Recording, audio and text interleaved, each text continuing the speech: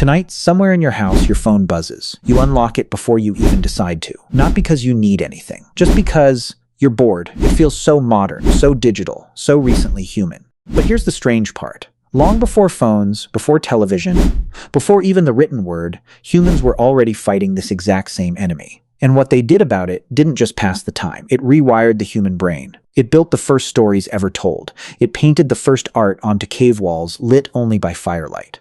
So tell me, where in the world are you watching this from right now? Because somewhere near you, tens of thousands of years ago, someone sat by a fire, feeling the exact same restlessness in their mind that you feel right now. And what they did next changed everything. In the 1960s, an anthropologist named Marshall Solins did something unusual. He studied hunter-gatherer groups, like the San people of the Kalahari Desert, expecting to find lives of constant struggle. What he found instead stunned him. Many of these communities spent only around 15 to 20 hours a week finding food.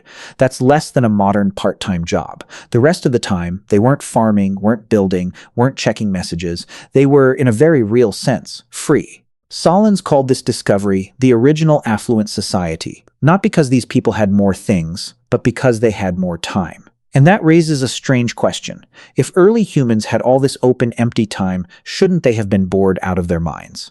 Shouldn't restlessness have eaten away at their days the same way it eats into hours during a slow afternoon with nothing to do? But here's what's strange. The evidence suggests they weren't bored at all.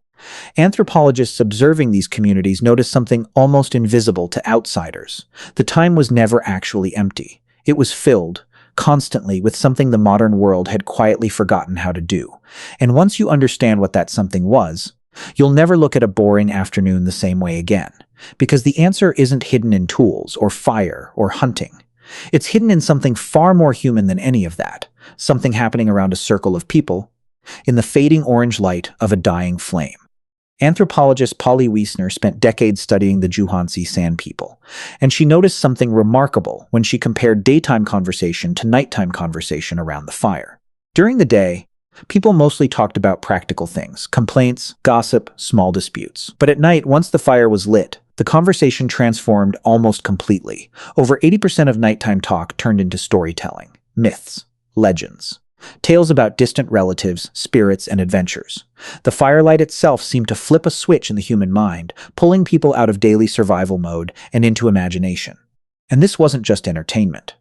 Researchers studying human evolution, including Robin Dunbar at Oxford, have argued that this kind of social storytelling, what he calls vocal grooming, may have been one of the very reasons language evolved at all. Instead of physically grooming each other like other primates do for hours a day, humans found a faster way to bond dozens of people at once: shared stories. If that idea is true, then boredom itself might have been one of evolution's secret tools. The itch to fill empty time may have pushed early humans toward conversation, toward myth, toward the deep social bonds that let bands of 30 or 40 people survive together, which means every time you feel restless scrolling for something interesting, you're activating an instinct older than fire itself. And if this kind of hidden history is fascinating to you, this channel exists to keep uncovering stories exactly like this one.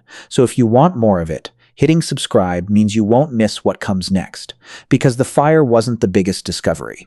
What people did in that firelight was about to go even further than anyone expected. Here's where everything changes. Neuroscientists studying the human brain discovered something in the early 2000s that nobody expected. When a person isn't focused on any task, when they're daydreaming, staring into space, or yes, bored, a specific network inside the brain lights up. It's called the default mode network, and it activates during rest far more than researchers ever predicted. This network is responsible for imagining the future, replaying memories, and inventing scenarios that don't exist yet. In other words, boredom doesn't shut the brain down. It switches the brain into its most creative, most imaginative mode. Now connect that to ancient humans sitting by their fires with unstructured time. That restlessness wasn't wasted. It was the exact mental state needed to imagine a sharper spear, a better trap, a new place to travel to when the land grew dry. Archaeologists excavating sites in South Africa's Blombos Cave found engraved ochre stones dating back over 70,000 years. Deliberate patterns carved by hands with nothing urgent to do in that moment except think, experiment, and create. Some researchers even connect this same restless curiosity to the great human migrations out of Africa, when small groups pushed into completely unknown land for no survival reason that food alone can explain. They weren't fleeing danger. They were pulled by something inside their own minds. Boredom, it turns out, might be one of the oldest engines of human progress, quietly pushing our ancestors toward art, language, tools, and unexplored horizons, long before anyone called it by that name. But that's only part of the story, because something happened to boredom in the last 20 years that never happened in the previous 200,000. We found a way to kill it instantly. The moment restlessness appears, a phone is already in hand, a screen already lighting up, before the feeling even has time to breathe. Psychologists studying this shift have found something almost ironic. In experiments where people were left alone with their thoughts and no phone, many described the experience as uncomfortable, even unpleasant, despite having nothing threatening around them at all. That same open, empty time that once produced cave art, migration, and the earliest stories now often produces nothing but a quick escape into someone else's highlight reel. Which means the ancient tool that once pushed humanity toward its greatest leaps of imagination is being switched off before it can finish its job. Our ancestors sat with the discomfort long enough for the mind to wander into invention.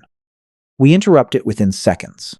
And that raises an uncomfortable thought worth sitting with, even just for a moment. What would happen if, tonight, instead of reaching for your phone the second boredom appeared, you simply let it stay a little longer? So next time your mind goes quiet and restless, remember, you're not broken and you're not wasting time. You're standing in the exact same moment your ancestors once turned into fire, into stories, into art that outlived them by 70,000 years. If this changed how you see an ordinary, boring moment, share it with someone who needs to hear it too.